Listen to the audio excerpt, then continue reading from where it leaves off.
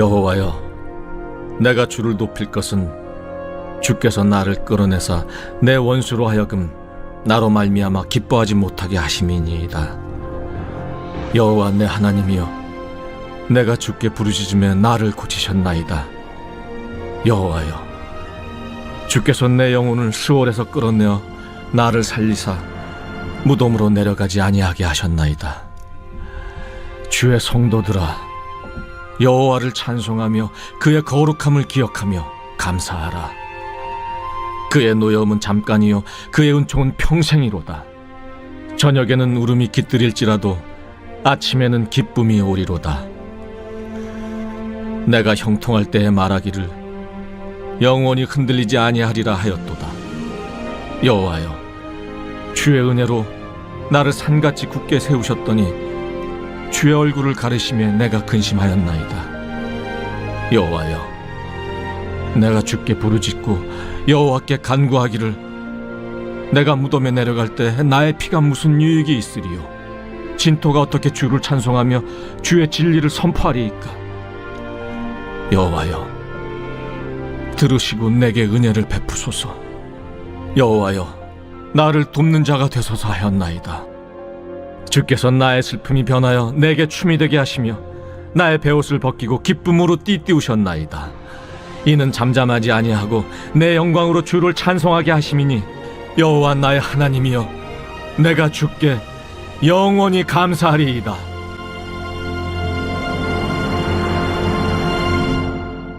할렐루야.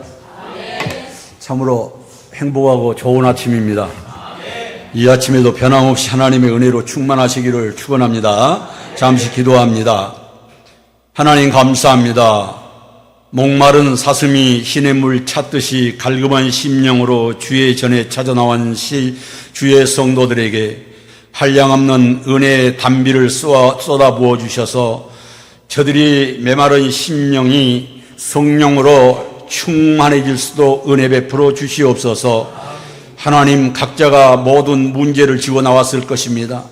가정의 문제, 자녀의 문제, 생활의 문제, 사업의 문제, 물질의 문제, 인간관계의 문제, 어떠한 문제를 가지고 나왔을지라도 이 시간 성령 하나님께서 저들의 심령 속의 모든 근심과 걱정을 다 해결해 주셔서 영혼이 잘되며 범사가 잘되며 간건한 시간 될 수 있도록 은총 베풀어 주실 줄로 믿사옵고 예수님의 거룩하신 이름으로 감사하며 기도드리옵나이다. 아멘. 신앙생활하는 사람들이 자주 사용하는 단어 중에 무슨 단어가 있을까요? 제가 보기에는 형통이라는 단어를 제일 많이 쓴 것 같아요. 형통. 아무래도 믿음이 있으니까 어려운 상황을 만나더라도 잘 이겨나갈 확률이 불신자보다 높다라는 측면에서 형통이라는 말을 사용한 것이라면은 적절한 사용이라고 말할 수 있으리라 생각을 합니다. 그러나 전혀 다른 의미로 이 단어를 사용한다면 문제가 생길 수 있습니다. 무슨 일이든지 잘 풀리고 잘 되는 것이 형통이라고 생각하는 사람은 일이 잘 풀리지 않고 하는 일마다 안 되고 어려운 처지에 놓여 있는 사람에게는 믿음이 없어 그런 것이다. 이렇게 치부할 수도 있습니다. 기도하지 않아서 이런 문제가 생기는 것이야. 순종하지 않아서 그런 시련과 어려움이 오는 것이라고 곡해하고 말하는 경향이 생길 수도 있습니다. 더 나아가서는 신앙생활에 열정이 식어서 그런 것이니 신앙이 회복되고 헌신하고 희생하면은 모든 것이 잘 될 거야. 그러나 이런 생각이나 말은 전혀 성경에서 말하는 말이 아니라 자기 생각에서 나온 말입니다. 믿음이 우리에게 좋은 환경과 복을 가져다 주고 성공을 가져다 주고 모든 문제를 해결해 주는 만병통치와 같은 것이 믿음일까요? 여러분 그렇게 생각하십니까?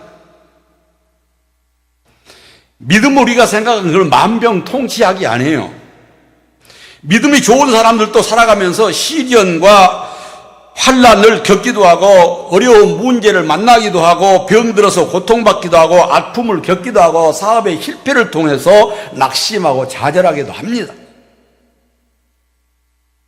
믿는 사람들이라고, 믿음이 좋은 사람들이라고 이런 거 어려움 당하지 않는 사람이 하나도 없어요.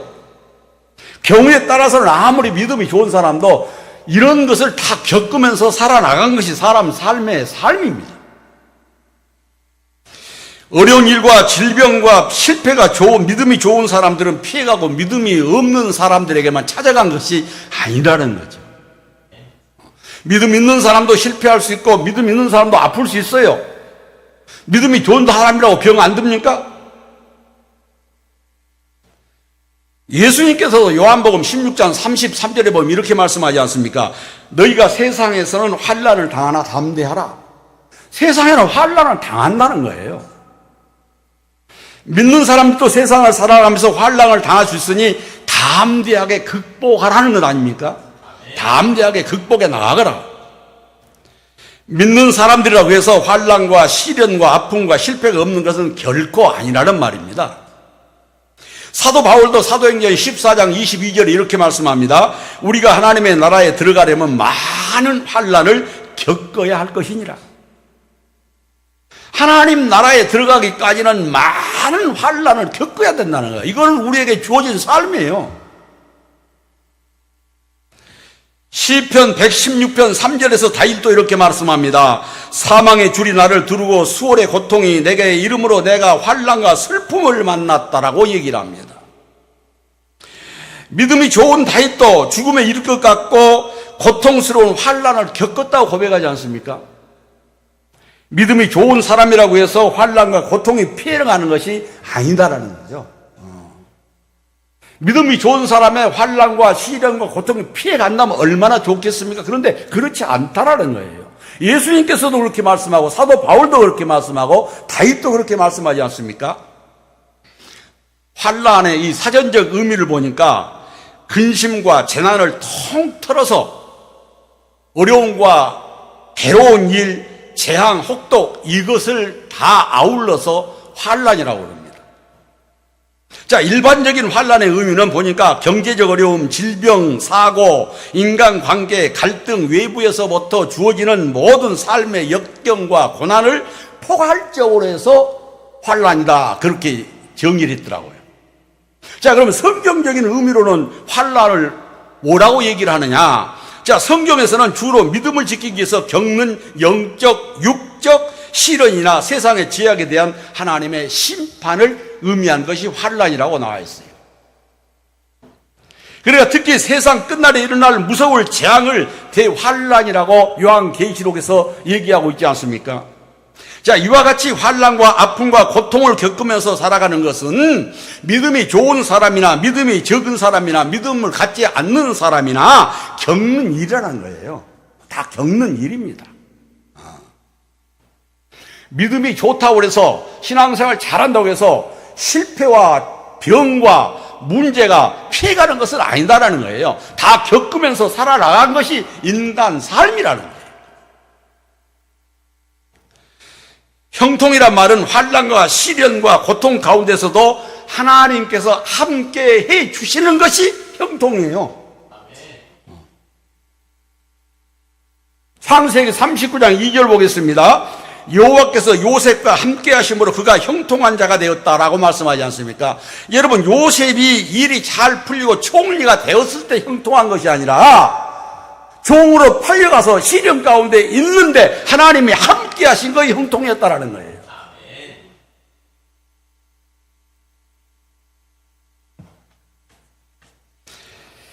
우리 주변에서도 보면 믿음이 좋으신 분들, 그런 분들도 아픔을 겪고 육체의 질병으로 고난도 당하고 하는 분들이 있지 않습니까? 그래서 간혹 그러잖아요. 저렇게 믿음이 좋으신 분도 저렇게 하는 일이 잘 안 되고 저렇게 믿음이 좋으신 분도 왜 병들까? 그리고 또 본인은 그러잖아요. 나도 할 만큼 하는데 왜 나한테? 그러잖아요. 100%는 못한다 손치더라도 하나님 앞에 할 만큼을 하고 교회에 할 만큼 하는데 나한테 왜 이 시련이 오는가? 그런 경험들 있습니까? 저는 있어요. 그런 경험. 목사지만은 그런 경험했습니다. 언제 했을까요? 요즘 보면 목사님들도 사모님들도 병들어서 고통당한 분들도 많이 있어요. 저도 10수년 전에 암수술 2번 하면서 마음속으로 얼마나 공포가 찾아왔고 얼마나 고통스러웠는지 모릅니다. 그때 제가 그랬어요. 왜 하필 납니까? 한 번도 아니고 2번씩이나. 누구나 겪을 수 있어요. 그렇다고 해서 내가 특별히 하나님 앞에 큰 잘못을 저지른 것도 아니었어요. 그렇게 불순종한 것도 아니었어요. 그럼에도 불구하고 병들었다 그 말입니다. 병들 수 있어요. 실패할 수 있습니다. 만약에 목회자들이나 믿음이 좋은 사람들에게 어려움이 다 피가게 돼 있다면 오늘 본문에 기록되어 있는 다윗은 결코 믿음이 좋은 사람이라고 얘기할 수 없어요. 믿음이 좋은 사람들에게 다 이 문제가 피해간다면 다윗이 믿음이 좋은 사람이라고 얘기할 수 없다 그런 얘기예요. 자, 그런데 누가 감히 다윗에 대해서 믿음을 따질 수 있어요?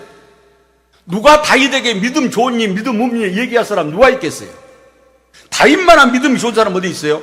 하나님께서 인정한 사람 아닙니까? 사도행전 13장 22절 보세요. 하나님께서 뭐라고 말씀해요? 다윗을 왕으로 세우고 증언하여 이르되 내가 이새의 아들을 만나니 다윗을 만나니 내 마음에 합한 자라 내 뜻을 다 이루게 하리라. 이만큼 인정받은 사람이 어디 있습니까? 그럼에도 불구하고 다윗도 시련과 환난과 고통과 아픔, 실패 겪을 거 다 겪었어요. 하나님께서 다윗을 마음에 맞는 사람이라고 인정하시고 하나님의 뜻을 다 이루게 하시겠다라고 말씀했습니다. 그런데 믿음으로 인정받은 다윗도 하나님께 절규를 합니다. 환난을 당해서. 자, 시편 1절 보겠습니다. 여호와여 어찌하여 멀리 서시며 어찌하여 환난 때 숨으시나이까? 환난을 당한 데 부르짖어도 응답 없는 하나님을 향해서 왜 숨느냐는 거예요. 왜 숨느냐? 내가 이렇게 환난 당하고 부르짖고 있는데 왜 숨습니까? 왜 응답 안 합니까? 그 얘기예요. 나는 지금 괴로워서 미치겠는데 왜 문제 해결 안 해줘 하나님? 그 얘기를 지금 시편 1절에서 다윗이 얘기를 한 거예요. 왜 어찌하여 멀리 서서 어찌하여 환난 때에 숨으시나이까? 응답 안 한다는 얘기 아닙니까? 안 들어주신다는 얘기 아니에요? 환난이 금방 끝나지 않았다는 얘기 아니에요? 그렇습니다. 때로는 믿음이 좋은 사람, 하나님의 뜻에 맞게 순종하며 봉사자라고 헌신하며 하나님께 인정받고 사는 사람들도 환난과 시련을 겪는 것을 성경에서도 볼 수 있고 우리의 믿음의 삶 가운데서도 보고 겪고 살아가는 현실 아닙니까? 오늘 본문 말씀은 시련과 고통과 절망 가운데서 하나님께서 나와 함께 하시는 것을 깨달은 성도들이 항상 감사함으로 세상을 바라보고 작은 일에도 웃을 수 있는 여유를 갖고 사는 성도들을 그 삶에 대해서 말씀하신 것이 오늘 시편 30편 내용입니다. 그러니까 고통과 시련과 환난을 당함에도 불구하고 하나님께 감사할 줄 아는 성도, 하나님께 찬양할 수 있는 성도, 하나님께 기도할 수 있는 성도, 그 사람들을 향해서 지금 하는 말씀이에요. 오늘 본문 전체적으로 보면은 어려움과 고통과 절망적인 상황으로 꽉 차 있음에도 불구하고 다윗은 감사함으로 하나님께 찬양하면서 하나님께 영광을 돌리면서 하나님 앞에 감사하고 기도하고 있지 않습니까? 다윗은 보세요. 그 어려운 가운데서도 하나님께 영광을 돌리며 춤을 추겠노라고 말씀하잖아요. 이 환난 가운데. 그렇습니다. 하나님께 감사할 수 있는 사람은 오직 하나님께서 베풀어 주신 은혜임을 깨달은 사람만이 하나님 앞에 감사할 수 있어요. 하나님의 은혜임을 깨달은 사람. 잘된 것도 하나님의 은혜요, 안 되는 것도 하나님의 은혜요, 건강한 것도 하나님의 은혜요, 병든 현재 내 육체도 지켜주심도 하나님의 은혜임을 깨달은 사람이 감사할 수 있어요.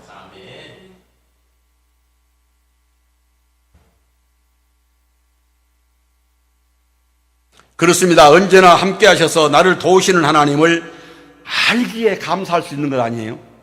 언제나 나와 함께 하신 하나님, 실패 가운데서 함께 하시고 병든 가운데서 함께 하신 하나님의 은혜를 깨달은 사람만이 하나님 앞에 감사하며 찬양할 수 있는 것입니다. 자, 그렇다면 우리가 하나님과 함께 살아간다는 것은 어떤 의미를 갖는 것일까요? 자, 첫째로 하나님과 함께하는 사람도 수월의 때가 있고 형통할 때가 있다라는 겁니다. 이게 아플 때도 있고 잘 될 때도 있다라는 거예요.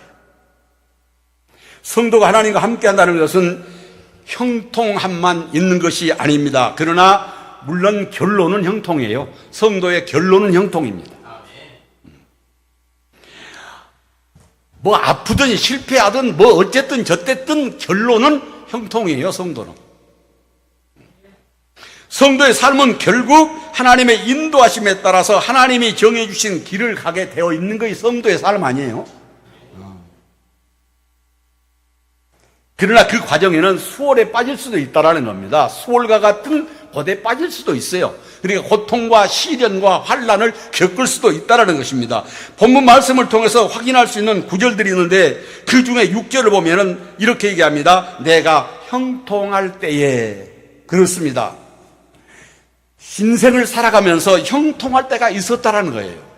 형통할 때가 있었다. 자, 분명히 하나님과 함께하는 성도의 인생 삶의 여정에 형통함이 있었다라는 거예요. 잘 될 때가 있었다라는 겁니다. 망할 때만 있었던 게 아니라 잘 될 때도 있었다는 거예요. 지금 다윗도 그 얘기를 하는 거예요. 형통할 때가 있었다. 자, 그런데 시편 여러 곳에서 그 반대의 상황도 분명하니 말씀하고 있지 않습니까? 2절 말씀에서 이렇게 얘기합니다. 주께서 나를 고치셨다는 표현이 있는데 그 이면을 보았을 때 무슨 얘기입니까? 고쳤다. 뭘 고쳤어? 병든 육체를 고쳤다 그 말이에요. 그러니까 다윗도 병들었을 때 하나님께 기도했더니 하나님께서 치료에 있어서 건강해졌다 그 얘기 아닙니까 지금?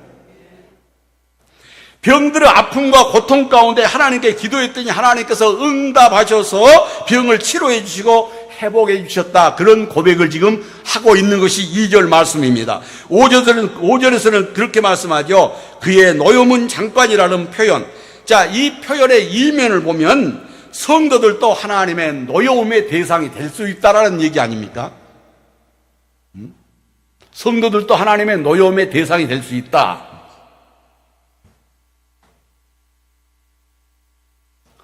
왜 인정이 안 됩니까?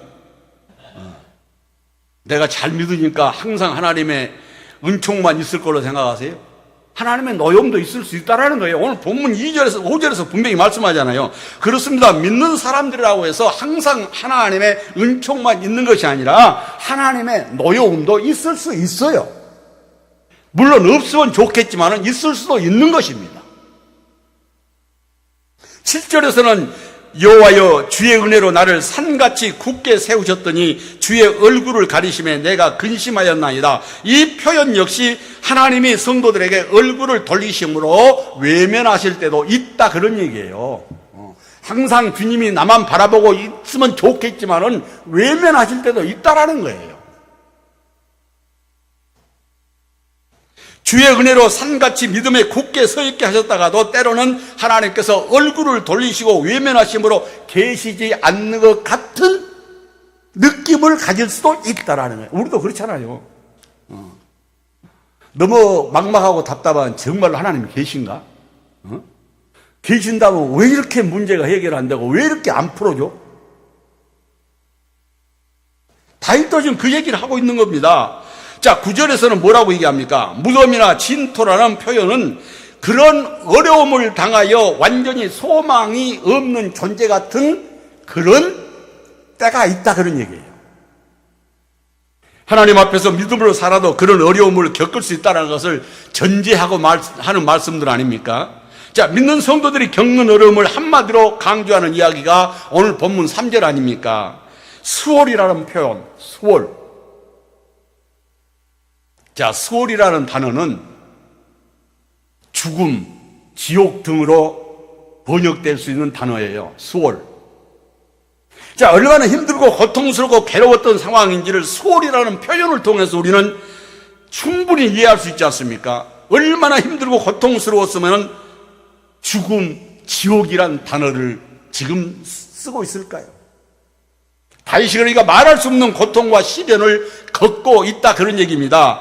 흔히 사람들은 하나님을 믿으면 모든 일이 잘 풀리고 잘 되어야지, 문제가 생기고 어려우면 무슨 소용이 있느냐, 이렇게 얘기하는 사람이 많이 있어요. 하나님을 믿으면 모든 것이 다 잘 되고 잘 풀리고 생각한 대로 잘 이루어져야지, 그것이 내 마음과 내 뜻대로 다 이루어지지 않고 어려움을 당한다면 무슨 소용이 있겠냐, 이렇게 얘기하는 사람도 있어요. 그런데 우리가 기복신앙을 가졌을 때 종교적 습관을 그대로 적용하면 맞는 말입니다.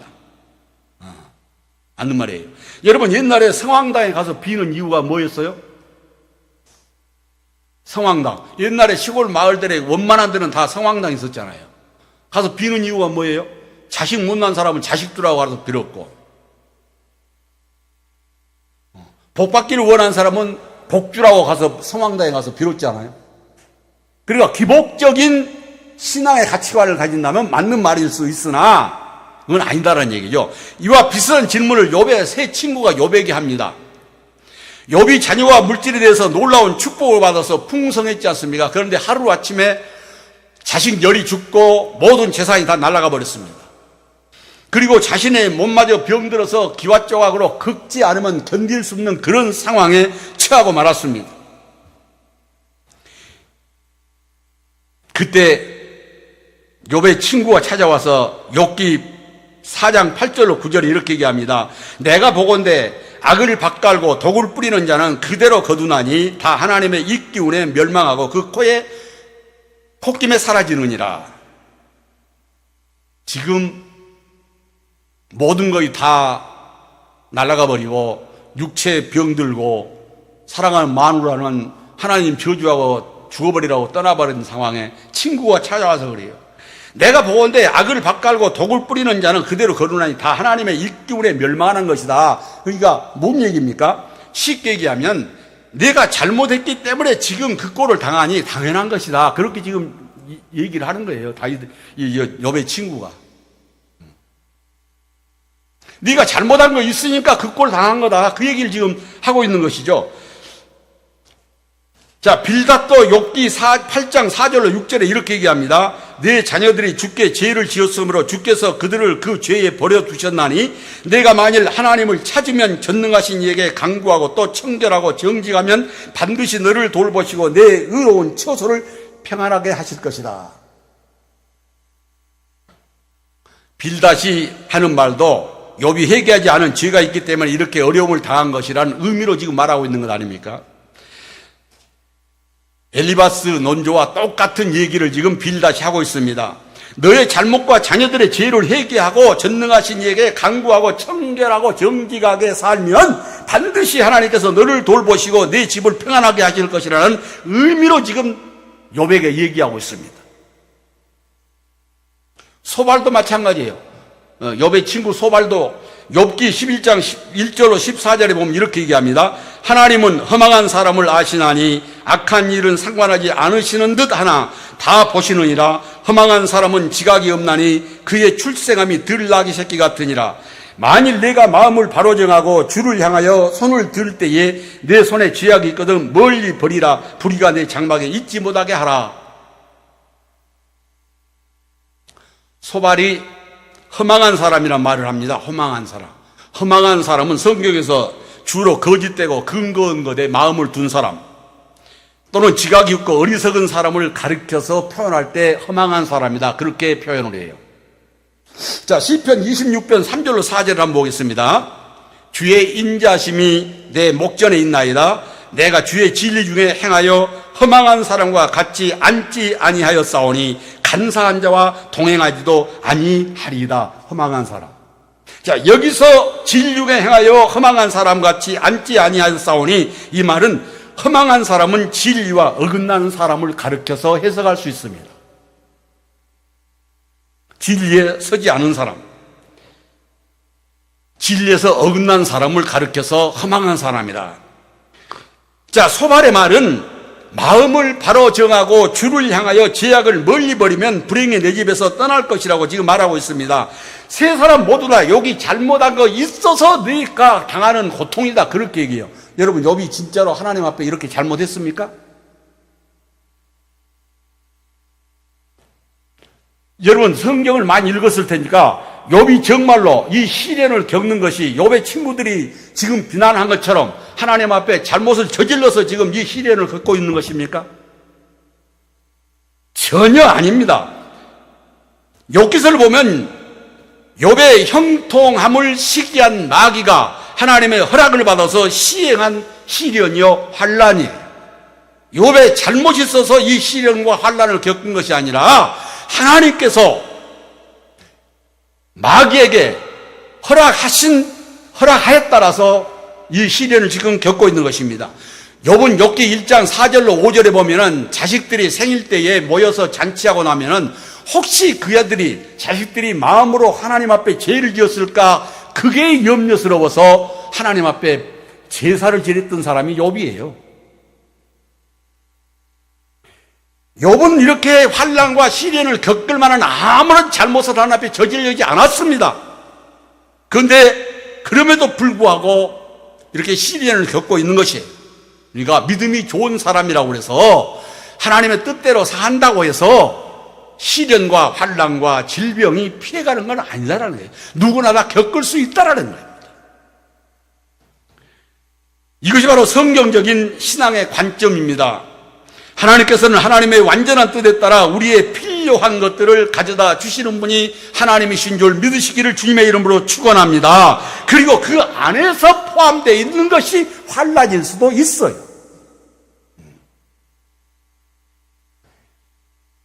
우리가 그런데 형통하고 일이 잘 될 때는 하나님이 계신 것 같다가도 내가 어렵고 하는 일이 잘 풀리지 않고 고통스러우면 하나님이 안 계신 것 같다라는 게 문제예요.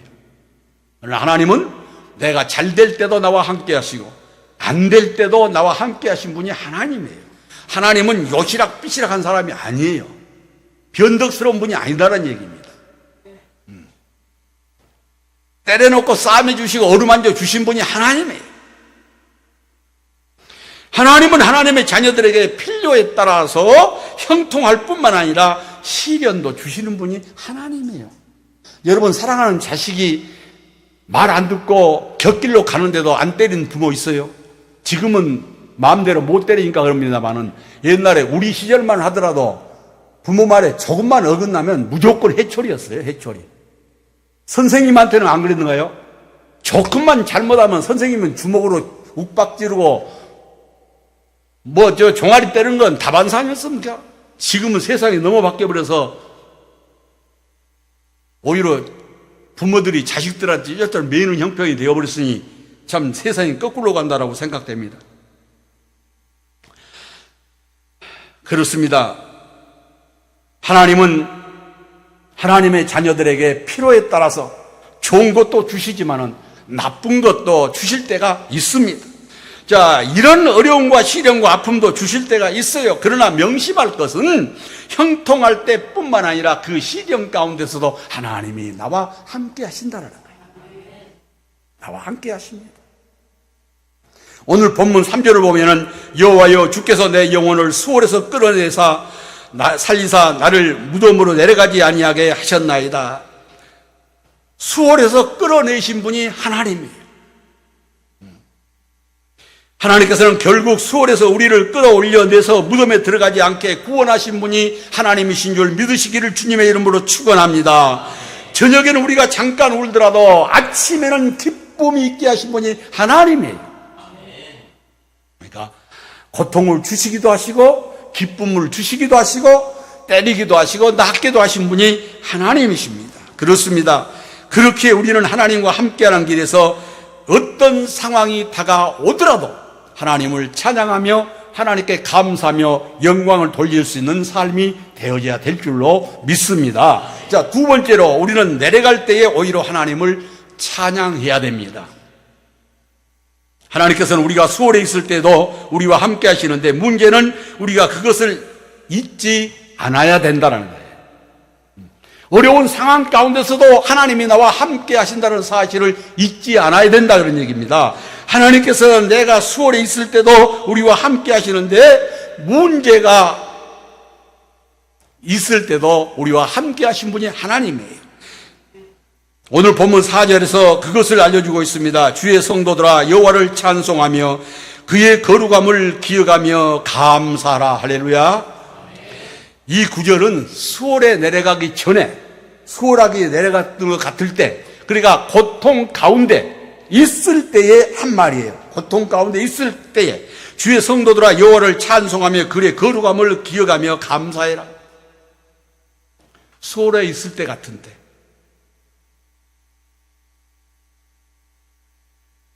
어려울 때에 찬송하라는 거예요. 어려울 때, 힘들고 고통스러울 때 찬송하라는 것입니다. 찬양을 하다 보면 하나님에 대해서 다시 기억나는 것들이 생기게 됩니다.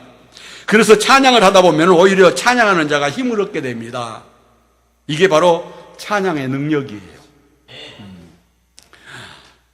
우리 백석총회 사모합창단 총무를 맡고 계시는 사모님이 계시는데, 이분이 췌장암 3기로 수술을 하고 12번의 항암을 하고 있는 중에, 항암을 치료를 하는 중에 합창단에 매주 빠지지 않고 나와서 찬양 연습을 해요. 바짝 마르고 머리는 빠고. 남편이 걱정되니까 무리하지 말고 쉬라는 거예요. 그런데도 이 사모님은 매주 나와서 찬양을 합니다. 그러면서 그분이 하시는 얘기가, 자기는 찬양할 때 오히려 힘이 난다고 한다는 거예요. 여러분, 항암 12번 한다는 거 얼마나 힘든 일이에요. 근데 그런 가운데서 찬양을 하러 나옵니다. 그것도 멀리 파주에서 여기 뭡니까요? 서초구까지. 여러분, 어려운 처지에 놓이면 찬양해야 됩니다. 찬양하십시오. 하나님이 어떤 분인지 찬양하다 보면 더 깊은 하나님의 은혜를 체험할 수 있게 됩니다.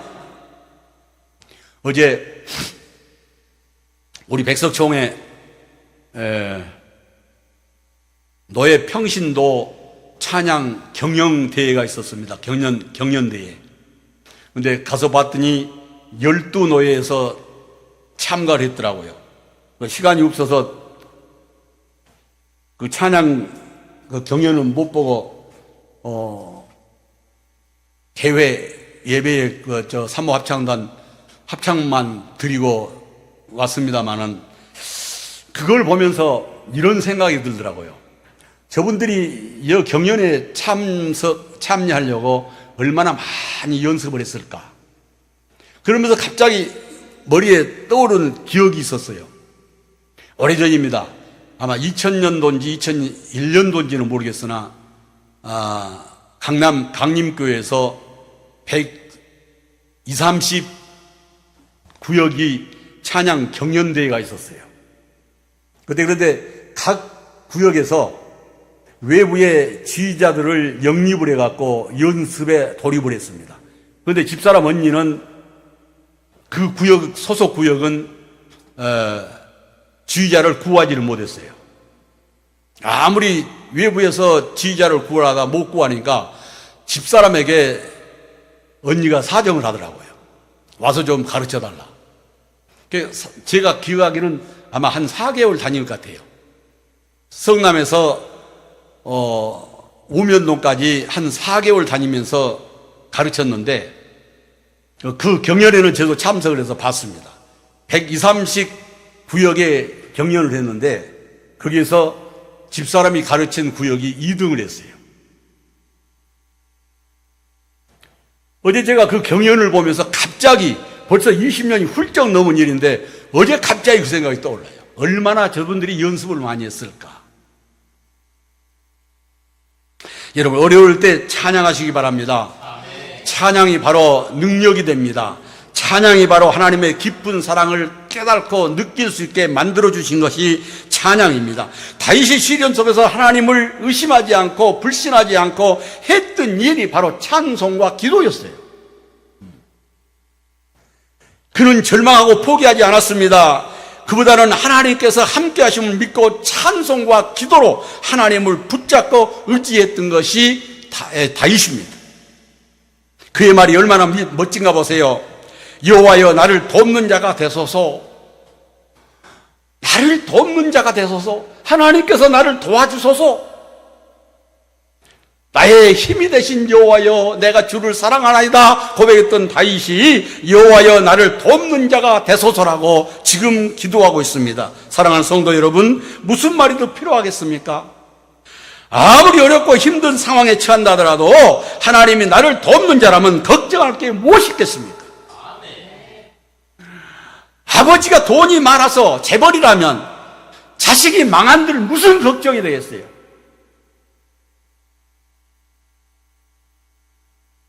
아버지가 가진 것이 없으니까 자녀들이 어려우면 걱정되는 것이죠.